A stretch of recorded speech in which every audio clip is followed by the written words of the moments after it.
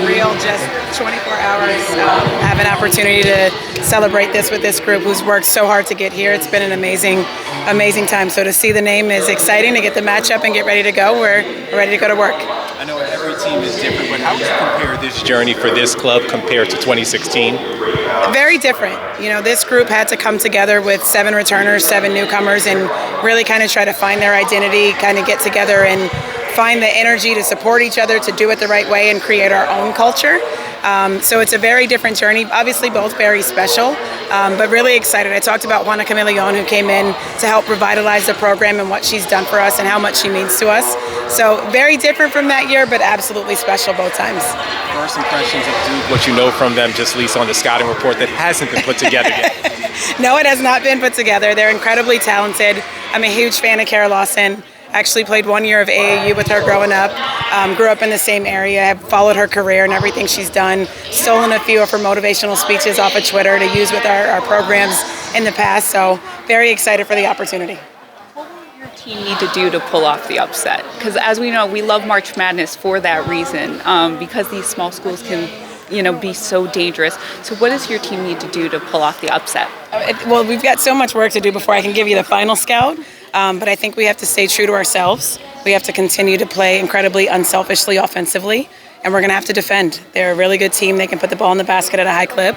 We have to defend and keep them off the board. So things that we needed to do all year: limit the turnovers, box out. A lot of people didn't have this squad being this successful this season. How would you kind of maybe describe this team's identity? Who are those people? I need to talk to them. Yeah, well, preseason coaches polls, you guys were fifth in the conference. And sure. Look at you taking the conference. Yeah. And winning Coach of the Year. Congratulations. So Thank you. What would you say about this team's identity? I think that they are a family. That Kate said it the best the other day, that no matter the role, they have bought into it. And she said it's easy to buy into the role when you're playing 40 minutes, but what makes it easier is that those who don't play are always up, supporting, cheering. They take their responsibilities seriously, whether that's being on the scout team or whether that's coming in some games and being the best player off the bench. But they've accepted their individual roles, they accept who we are, and they play together, and it's really exciting to coach them. Can you do anything to prepare your team for playing in that environment? They're right in their backyard. Absolutely. We have to just be ourselves. We're going to talk about our matchups against St. John's this year, some of the bigger teams in some of the bigger arenas, and how we can jump forward from that. We didn't give our best selves in that moment. I think they're excited. I think the adrenaline will be pumping. Yeah, sure, they're at home, but to have a chance to go on the road and surprise some people, I think that excites this group. Coach won 18 games in the season, just came back from Atlantic City, won 3 tight games. How prepared is your team now? Are they playing their best basketball? I think they're really confident. I think we played some really good basketball, especially in that third quarter in the championship game.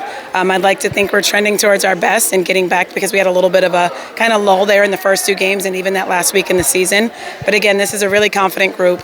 They're playing hard. New for them that the target was on their back all year. They've always thought of themselves as the underdog. So let's go in the underdog and make some noise. You made a bunch of 3-point shots in that third quarter of your championship game. What was that moment like for you, and how does that represent the offense? It was great to finally see the offense start clicking again. Like I said, we struggled in a few games and weren't putting the ball in the basket at a high clip. We identify ourselves as a defensive team who can score the ball as well. So to see them start to move the ball, to see that confidence, to see the shots go in, was exciting to get back to the way that we truly want to play.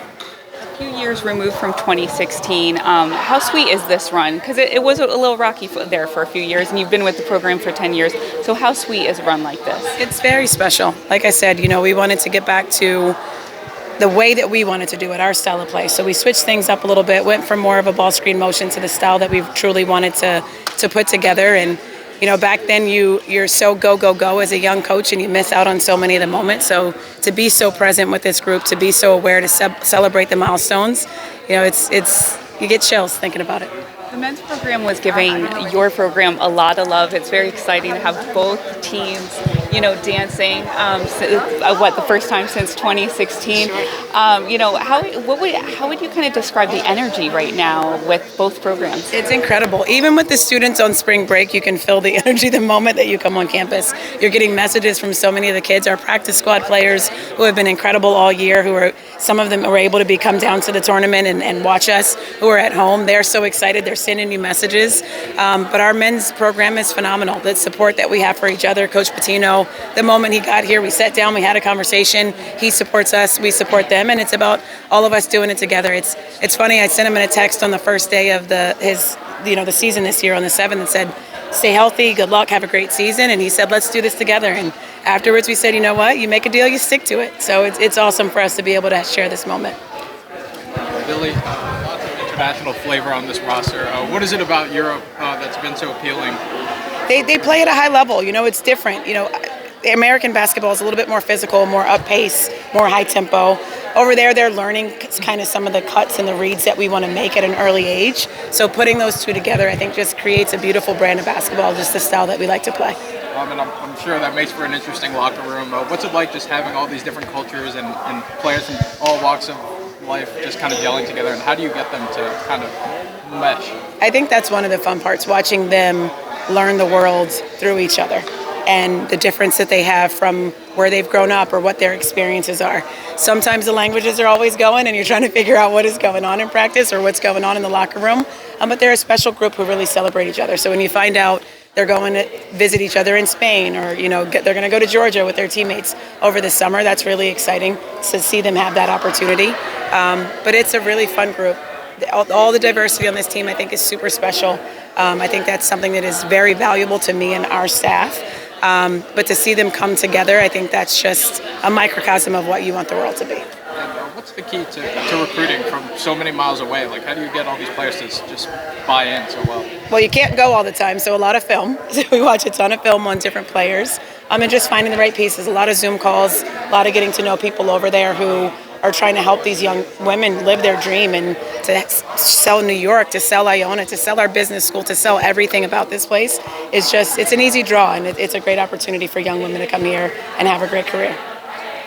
So I mentioned the support of the university from Dr. Carey on down, helping you to do what you've been able to do. Dr. Carey has been incredible. He's been supportive from the moment that he got here. When I first met him, he said, I think I love women's basketball more than men's basketball just because, of the style of play and everything that goes into it. So he's just a huge basketball fan. He's been incredible. Matt Klavowski, our athletic director, and his crew have just been so supportive in everything that we want to do. From making sure that we have all that we need to recruit internationally, to recruit the players here, to support them in their academic needs. This is a great campus to be successful athletically. Is this game going to be at Cameron, at Duke's home campus? I would assume so. I got a lot to learn in the next few minutes. Have you played there or been there for a game? I was at Virginia Tech. We played there. Yeah. Special place. Very special place. Interesting place. Crowd is right on top of you.